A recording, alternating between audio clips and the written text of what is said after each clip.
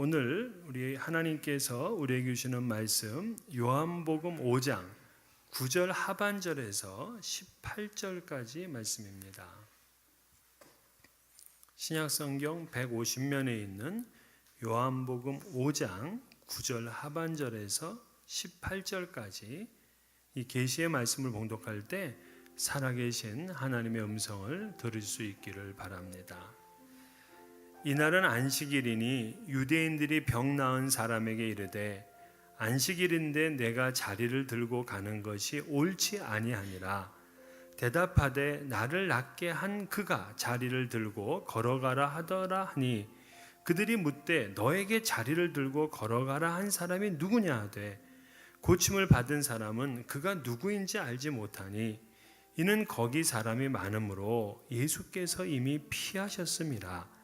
그 후에 예수께서 성전에서 그 사람을 만나 이르시되 보라 내가 나았으니 더 심한 것이 생기지 않게 다시는 죄를 범하지 말라 하시니 그 사람이 유대인들에게 가서 자기를 고친 이는 예수라 하니라.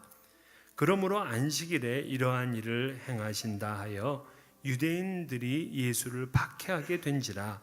예수께서 그들에게 이르시되 내 아버지께서 이제까지 일하시니 나도 일한다 하시매 유대인들이 이로 말미암아 더욱 예수를 죽이고자 하니 이는 안식일을 범할 뿐만 아니라 하나님을 자기의 친아버지라 하여 자기를 하나님과 동등으로 삼으심이러라. 아멘. 이민 생활은 하루하루가 힘들고 고단한 삶입니다. 이민자가 무엇을 제일 원하는가 보니까 큰 게 아니더라고요. 그저 아무 생각 없이 푹 좀 쉬어봤으면 좋겠다 하는 말씀을 해요. 일주일만이라도 아무 일 안 하고 잠이라도 원 없이 자보는 게 소원이다 그래요. 그랬더니 옆에 있는 분이 그러더라고요. 자기는 하루만 그렇게 잠자봤으면 좋겠다 합니다. 그만큼 이민 생활의 삶이 고단하고 힘들다는 거죠. 하지만 현대를 살아가면서 대부분의 사람들은 일하지 않고는 살 수가 없어요. 우리의 사회 구조는 다 일하면서 살아야 됩니다. 그렇다면 우리가 하는 이 일은 축복입니까? 저주입니까? 우리가 이것을 신학적으로 이야기를 하기 전에 놀아보면 압니다. 6개월을 열심히 일하는 사람과 또 6개월 아무 일도 안 하고 지내는 사람과는 행복도가 달라요. 쉬는 것도 한 주, 두 주, 두 달이지 계속해서 쉬게 되면 이 사람이 무기력해집니다. 그렇기 때문에 노동은 어찌 보면은 자신의 존재를 확인시켜주는 거룩한 사역이라고 할 수가 있습니다. 흔히 사람들은 우리가 이렇게 고생하며 일하게 되는 게 아담의 범죄 때문이다 이렇게 얘기를 하지만 그거 잘못된 생각이에요. 일은 죄 때문에 생겨난 형벌이 아닙니다. 하나님께서 아담이 범죄하기 이전에 그에게 복을 주셨어요. 근데 그 복의 내용이 뭐냐? 이렇게 말씀하셨어요. 생육하고 번성하여 땅에 충만하라. 땅을 정복하라. 바다의 물고기와 하늘의 새와 땅에 움직이는 모든 생물을 다스리라. 여러분, 정복하고 다스린다 하는 거는 일을 해야지 되는 거예요. 가만히 있는데 정복하고 다스릴 수는 없어요. 이건 이미 죄 짓기 전에 하나님이 주시는 복과 일이 이미 연결되어 있는 겁니다. 뿐만 아니라 아담은 각종 들짐승과 공중의 각종 새들의 이름을 지었다. 여러분, 이름 짓는 게 쉽지 않잖아요. 여러분의 자녀들 이름 하나 짓는 것도 얼마나 힘이 듭니까? 이 이름 짓는 거를 직업으로 하는 사람들이 있어요. 장명소. 그러니까 이것도 역시 일이었다고요. 그거 보면은 에덴 동산은 죄 짓기 전에 에덴 동산이라고 하더라도 휴무의 동산이 아니었어요. 그들에게 일은 복이었습니다. 사람이 먼저 일한 게 아니에요. 하나님께서 천지 창조하는 일을 하셨습니다. 그래서 일의 근원은 하나님이시죠. 예수님은 어떠신가? 오늘 본문에서 예수님이 17절에 보니까 내 아버지께서 이제까지 일하시니 나도 일한다. 나도 일한다가 I am working to예요. 그러니까 행동이나 동작을 강조하는 working, 현재 분사형을 썼어요. 그러니까 예수님께서 당신에 대한 자의식이 뭐였느냐? worker죠. 일꾼입니다. 예수님 스스로가 일꾼 의식을 가지고 살았어요. 그래서 이스라엘의 전 동네 전 지역을 다니면서 새벽부터 저녁 늦은 시간까지 구원의 일을 하셨어요. 이러한 아이덴티티를 가진 그 주님은 일꾼으로 부름받은 우리들에게 아주 좋은 모델이 됩니다. 성경에 보면은 우리들을 일꾼으로 많이 표현했어요. 달란트의 비유, 또 그 포도원에서 일꾼으로 부르는 그런 비유, 또 부자의 청지기로 있는 비유, 전부 다 일꾼의 비유거든요. 그러니까 우리도 일꾼인 겁니다. 여러 그 위인전이나 자서전을 보게 되면요, 성공한 사람들은 남들보다 훨씬 많은 시간 동안 일을 했더라고요. 그들이 잠을 잔 시간은 하루에 평균 서너 시간밖에 안 될 정도로다가 초인적인 노동을 합니다. 그러나 일을 많이 하느냐 적게 하느냐보다 더 중요한 것은 뭐냐면 어떤 정신을 가지고 일을 했느냐가 중요해요. 자기만 벌어먹고 살겠다고 평생 하루에 20시간씩 일했다. 그게 무슨 의미냐고요. 자기 주머니에 뭐 돈만 더 많이 채워졌다. 그거 외에는 다른 의미가 없잖아요. 그래서 오늘 우리는 일꾼으로서 예수님은 어떻게 일을 하셨는지를 살펴봄으로써 우리가 세상에 나가서나 교회에서나 어떤 일꾼 의식을 가지고 살아가야 되는지를 배우려고 합니다. 첫 번째, 예수님의 일꾼 의식은 사람을 수단으로 보지 않고 목적으로 봅니다. 예수님께서 이제 오늘 본문은 어떤 얘기냐면 베데스다 연못가에서 38년 된 병자를 고치셨잖아요. 자, 38년 동안 병으로 앓고 있는 사람을 고치셨다. 그렇다면 이건 굉장한 일이에요. 모든 사람들이 축하해주고 기뻐해주고 또 잘하셨다 칭찬해주고 이러한 일들이 일어나야 되는데 웬걸 이 일이 문제가 됐습니다. 왜냐하면 유대인들은 38년 된 병자가 자기의 그 자기가 노예했던 그 침상, 그거를 가지고 걸어간 것, 그거를 문제 삼은 거예요. 아니 38년 된 병자가 고침받았으면 먼저 축하해주고 격려해줘야 될 것 아닙니까? 그런데 장로의 전통에 벗어났다는 겁니다. 어떻게 안식일 날 그 침상을 들고 걸어갈 수 있느냐는 거예요. 우리도 교회에서 이런 일을 가끔 범합니다. 그러니까 전통과 법도에 어긋나면 비판합니다. 정죄합니다. 내 생각에 맞지 않으니까 그런 거죠. 사실 교회에 처음 나오신 분들 가운데는 수십 년 동안 흑암의 권세에 묶여 있다가 오늘 이 자리에 온 사람들이 있다고요. 그런데 사람들은 수군거립니다. 저 사람 좀 교회의 법도에 안 맞는데, 저 사람 복장은 왜 그래? 태도는 왜 그래? 하면서 환영하고 축하해주고 축복해주는 것 대신에 큰맘 먹고 온 사람들에게 상처를 주고 뒤에서 수군거려요. 오늘 38년 된 병자가 고침을 받았다. 얼마나 은혜스럽고 축복된 사건입니까? 그런데 안식일인데 그 침상을 들고 걸어갔다고 장로의 유전을 어겼다며 큰 문제로 삼은 거예요. 성경에는 원래 어떻게 되어 있느냐 하면은 안식일 날에는 장사를 위해서 짐을 운반하지 말라 그랬어요. 장사를 위해서는. 그런데 이 훗날 바리새인들은 여기에 더 엄격한 규정을 만들었습니다. 그래서 안식일 날에는 39가지 해서는 안 될 일이 있어요. 그 중에 몇 가지 말씀드리면 밀가루를 반죽하거나 굽는 것 안 돼요. 빨래 안 됩니다. 바늘로 한 번은 괜찮은데 두 번을 깁는 것은 이건 노동이 돼요.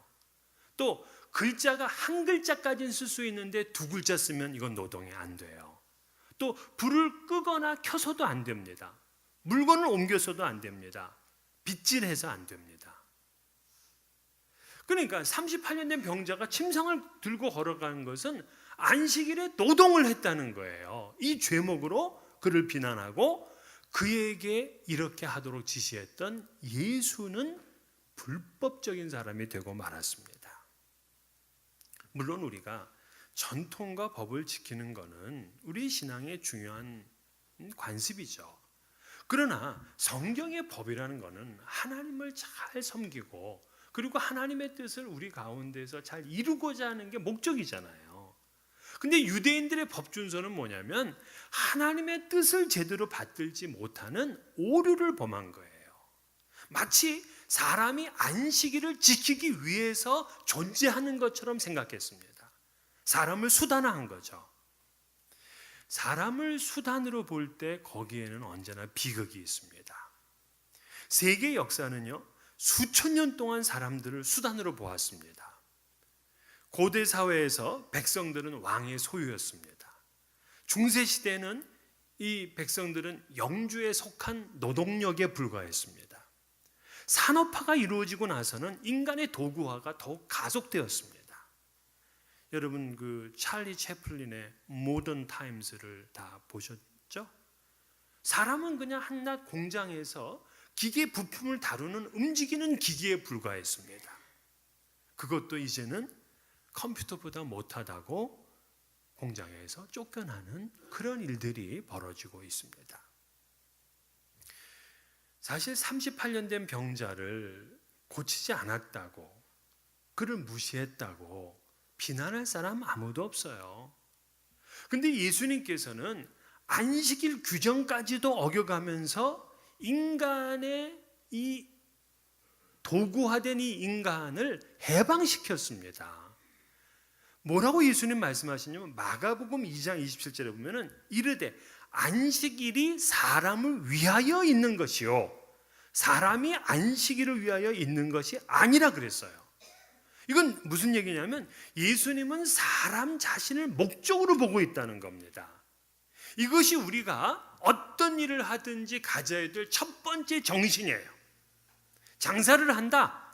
장사를 할 때에도 내 가게에 오는 그 손님을 수단으로 보면 안 돼요. 이 사람을 목적으로 봐야 됩니다. 환자를 다루는 의사나 연주를 하는 연주가도 마찬가지예요. 관객들이나 환자들을 볼 때에 목적으로 봐야지 이 사람이 내 꿈을 이루는 수단으로 봐서는 안 되는 거죠. 목사는 두말할 필요가 없습니다. 성도들을 결코 수단으로 봐서는 안 됩니다. 만약에 우리들의 시각이 사람들을 수단으로 보고 있다면 이 시간을 회개해야 될 일입니다. 사람은 하나님의 영광을 위하는 것 말고는 그 어떤 것에 수단이 되어져서는 안 됩니다. 두 번째, 예수님은 어떤 일꾼 의식을 가지고 있었냐면 사람의 그 육체의 치유보다는 그의 영혼에 관심을 가졌어요. 그러니까 겉의 변화보다는 속의 변화에 관심을 갖는 거죠. 자, 38년 된 환자가 변화된 것은 그가 병에서 치유됐다, 그것만이 아니에요. 며칠 전까지 그는 베데스다 연못가에 있었는데 지금 그 사람은 어디에 있느냐? 14절에 보니까 예수께서 성전에서 그 사람을 만나 이르시되 그래요. 자, 놀라운 일이 생겼습니다. 38년 동안 성전에 못 들어간 사람인데 이제 그가 고침을 받고서는 하나님의 성전에 들어가서 하나님을 예배하는 사람이 되었어요. 그러니까 예수님은 그를 병에서 고쳐준 것만이 아니라 영혼을 해방시켜 주신 거예요. 그래서 그 영혼이 하나님을 예배하는 사람이 되도록 이끌어 주셨어요. 오늘 우리의 의식은 그래야 돼요. 우리가 남에게 선행을 베풀고 남을 위해서 봉사하고 남을 치유해 주고 이것뿐만이 아니라 그 사람의 영혼에 대한 관심을 가져야 돼요. 배고픈 사람에게 한 끼의 식사를 사준다면 귀한 일이지만 그의 영혼의 허기에 관심을 갖는 건 더 귀한 일입니다. 성전에서 그를 만난 예수님은 그 환자에게 뭐라고 말씀하시느냐? 14절에 보니까 보라, 내가 나았으니 더 심한 것이 생기지 않게 다시는 죄를 범하지 말라 그랬어요. 자, 여기에는 두 가지 의미가 있는데요. 첫째는 주님께서는 이 사람이 지금 어떤 죄로 인해서 이 병을 앓게 되었고 이 병 때문에 38년 동안 고통을 받게 되었다라는 게 이 속에 지금 의미가 있어요. 물론 병이란 게 모든 죄 때문에 오는 건 아니에요. 그러나 이 사람은 그런 거예요. 그런데 이 사람의 지난 38년 이전의 죄, 38년 동안의 모든 죄에 대해서는 주님은 아무런 말씀을 안 하세요. 정죄하지 않았어요. 묻지도 않았어요.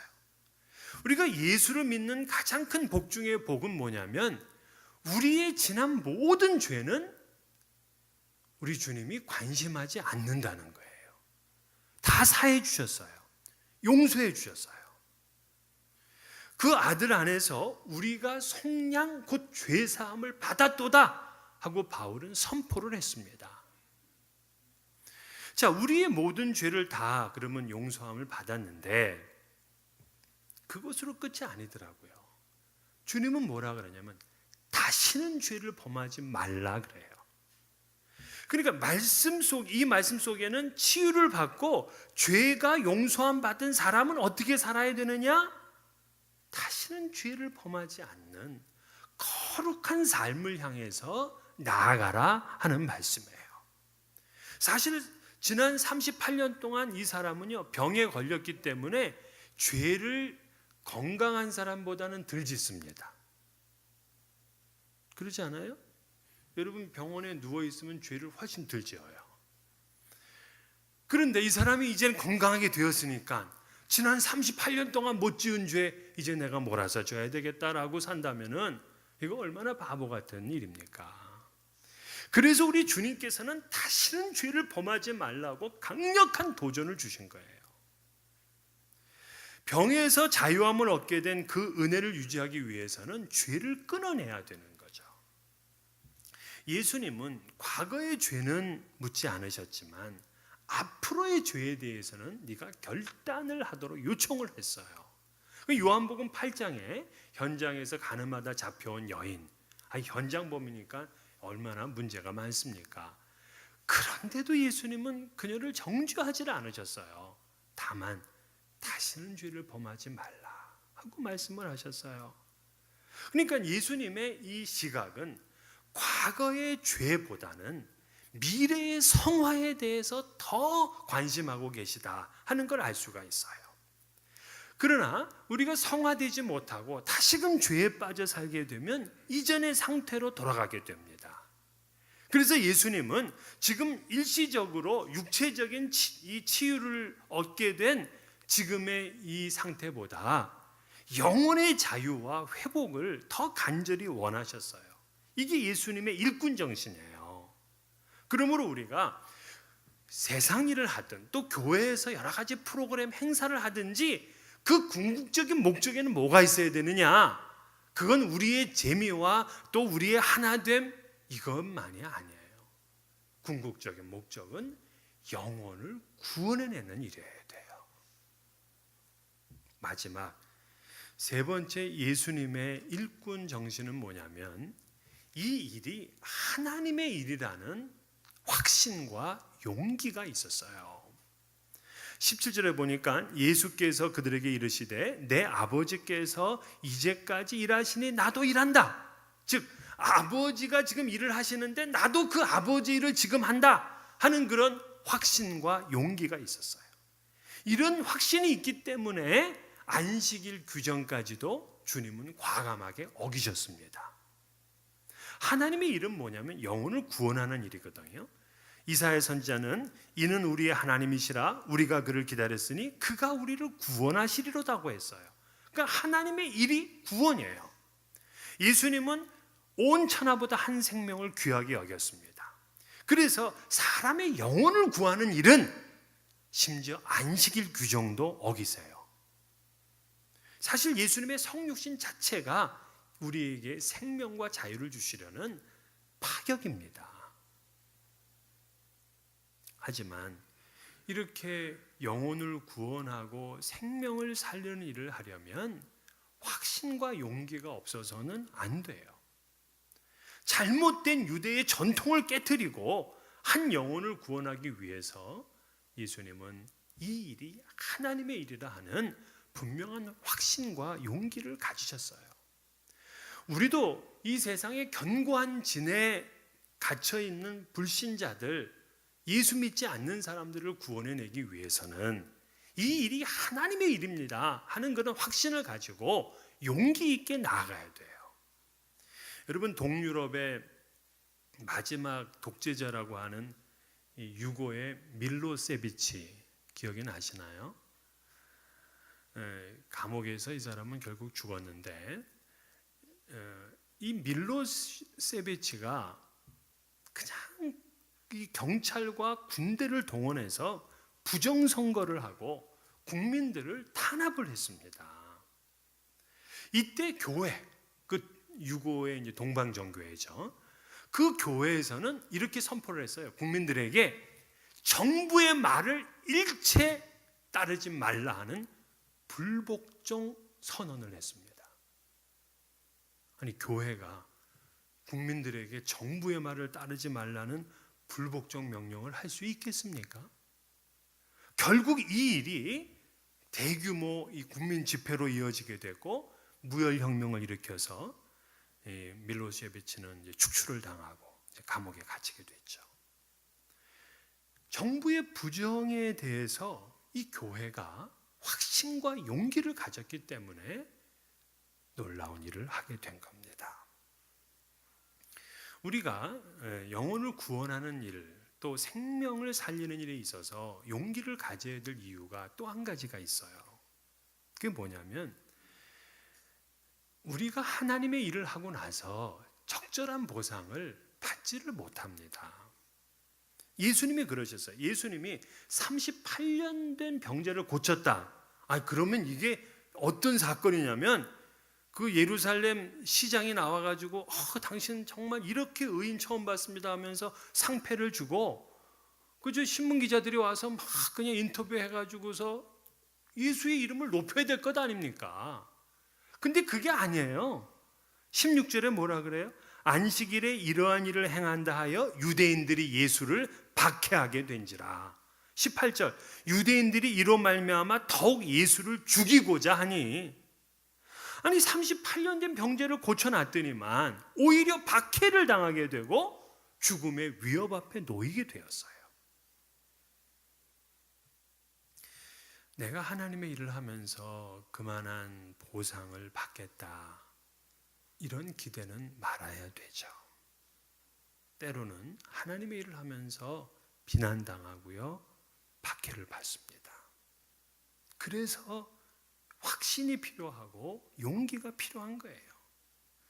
선행을 했으면서도 보상을 바라지 않는다면 참 성숙한 사람이에요. 근데 선행을 하고 그 이후에 닥쳐오는 고난까지도 이겨낸다면 이 사람은 하나님의 사람입니다.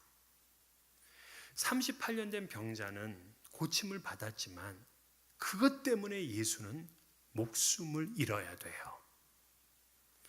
그렇기 때문에 사실 38년 된 병자는 누구도 돌보지 않는 사람이에요. 그런데도 그 누구도 돌보지 않는 이 세상에 사실 가치가 없다고 해도 과언이 아닌 그런 사람을 위해서 예수는 생명을 걸었습니다. 이게 예수님의 일하시는 방식이에요. 오늘 우리도 예수님의 일하는 방식 세 가지. 사람을 수단으로 보지 않고 뭐로 본다? 목적으로 봅니다. 또한 사람의 그 육체적인 도움, 그것만 주는 것이 아니라 영혼의 구원을 위해서 우리는 일해야 된다. 또 우리가 일을 하면서 이것이 하나님의 일이라는 확신과 용기가 있어야 된다는 거예요. 이러한 일꾼 의식으로 영혼을 구원하고 하나님께 영광을 돌리는 여러분 되시기를 주의 이름으로 축원합니다.